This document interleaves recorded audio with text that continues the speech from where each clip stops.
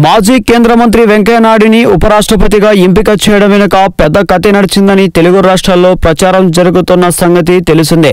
వెంకయ్య వ్యతిరేకులు ఆయనకు వ్యతిరేకంగా కొన్ని విషయాలను ప్రధాని మోడీ, అమిత్ షా దగ్గరకు తీసుకెళ్లారని, తెలుగు రాష్ట్రాల్లో బీజేపీ ఎదగకపోవడానికి ఆయనే కారణమని వీళ్లంతా మోడీ, అమిత్ షాల వద్ద పని కట్టుకుని మరీ చెప్పారని, ఫలితంగానే వెంకయ్యను క్రియాశీల రాజకీయాల నుంచి తప్పించారన్నది ప్రచారం. ఇక ఎన్నికలకు ఇంకా సరిగ్గా 7.5 సమయం మాత్రమే. ఆ పార్టీ అధ్యక్ష బాధ్యతలు దగ్గుపాటి పురంధేశ్వరికి అప్పగించినట్లు సమాచారం. చంద్రబాబుకు చెక్ పెట్టడానికి ఈ నిర్ణయం ఉపయోగపడుతుందని బీజేపీ నేతలు విశ్వసిస్తున్నారు.